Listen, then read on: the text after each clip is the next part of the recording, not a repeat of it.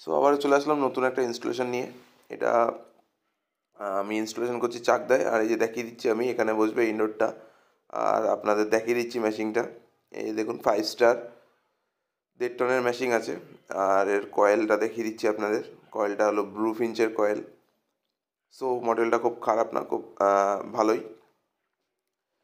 So চলুন এবার আমি কোথায় আউটডোরটা বসবে সেটা দেখিয়ে দিচ্ছি। এই যে দেখে নিলেন, এই জায়গাটা আমি আঙুল দিয়ে দেখিয়ে দিলাম। আর এই সব জায়গায় ফুটোটা আসবে, পুরোটাই ডান দিক ঘেঁষে আসবে একেবারে। আমি একটু যেহেতু লাইট ছিল বলে বা সূর্যের আলোতে অতটা বোঝা যাচ্ছিল না, যার জন্য আমি দেখাতে মুশকিল হচ্ছিল। সো এই যে দেখুন আমি ভিতরে চলে এসেছি। ভিতরে চলে এসে আমি মেজারমেন্ট নিয়ে ফুটো করে নিচ্ছি। ফুটো করার পর আপনাদের দেখাচ্ছি। এই প্লেট বসানোর জন্য ফুটো করছি। আর এই যে দেখুন আমার ফুটো করা, প্রত্যেকটা ফুটো করা কমপ্লিট। এবার আমি যে পুরো আরপার হোলটা সেটা আমি করে দিচ্ছি বা ছেনি হাতুড়িতে করে দিচ্ছি।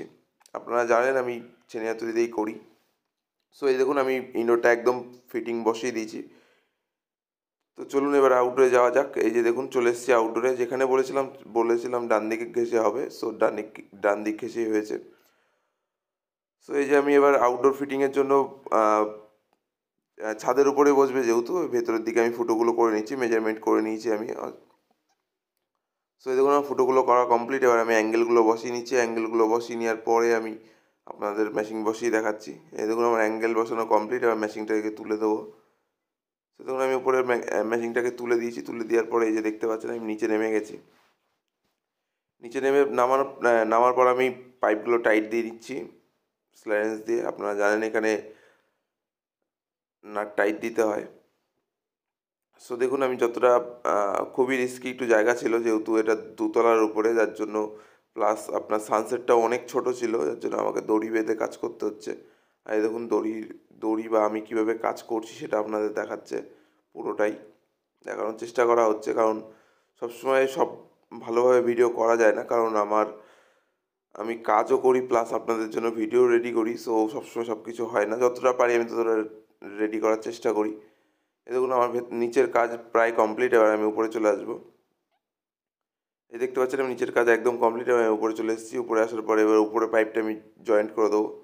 কিন্তু উপরের পাইপটা জয়েন্ট করার আগে অবশ্যই সবসময় আপনাদের একটা কথা বলে দিই, যে এই পাইপগুলো ব্যান্ড করার আগে আপনারা সবসময় একটু স্প্রিং ব্যান্ডার ইউজ করবেন। যারা টেকনিশিয়ান দেখছেন আমার ভিডিও, তারা অবশ্যই স্প্রিং ব্যান্ডার ইউজ করবেন। তাতে সুবিধা হলো কাজ করতে ইজি হবে, প্লাস আপনাদের পিঞ্চ হওয়ার কোনো ভয় থাকবে না। সো দেখুন আমিও নতুন মেশিন, তবুও কিন্তু আমি স্প্রিং ব্যান্ডার দিয়ে কাজ করলাম যাতে কাজের ফিনিশিংটা ভালো হয়। আর এই যে দেখতে পাচ্ছেন আমার পুরো ইনস্টলেশন কমপ্লিট। আমি দেখুন একদম দেয়ালের গায়ে একদম পাইপ চেপে দিয়েছি। সো এবার আমি ভ্যাকুম করা শুরু করে দিয়েছি। এই দেখুন ভ্যাকুম হচ্ছে।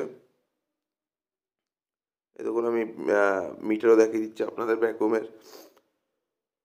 সো আমার মেশিন একদম রেডি হয়ে গেছে, ভ্যাকুম করা কমপ্লিট। এবার আমি গ্যাস খুলে দিলাম। গ্যাস খুলে দেওয়ার পরে আপনাদের পুরো কেমন ফিটিং হয়েছে সেটা আপনাদের দেখিয়ে দিচ্ছি, বা পাইপ লাইনটা কীরকমভাবে আমি রেখেছি সেটাও আপনাদের দেখিয়ে দিচ্ছি। সো চলুন এবার নিচে যাওয়া যাক। নিচে যেয়ে আমি মেশিনটাকে অন করে দেবো। এই যে দেখুন আমি নিচে চলে এসেছি। নিচে এসে মেশিনটাকে অন করে দিয়েছি। মেশিন একদম ফার্স্ট ক্লাস ঠান্ডা হচ্ছে, কোনো রকম মেশিনে প্রবলেম নেই। সো চলুন আপনাদের আবারও আউটডোরে নিয়ে যাই। এই যে দেখুন আউটডোর চলছে একদম ফার্স্ট ক্লাস। সো আশা করছি আপনারা আমার ভিডিও ভালো লাগছে, প্লাস আপনারা বুঝতে পারছেন আমি ভিডিওর মাধ্যমে কীভাবে কাজ করি, বা আপনারা কিছু শিখতে পারলে অবশ্যই আমাকে জানাবেন যারা টেকনিশিয়ান দেখছেন। এই দেখিয়ে দিলাম আপনাদের মেশিনটাকে, পুরো মেশিন একদম first class. Thank you for watching.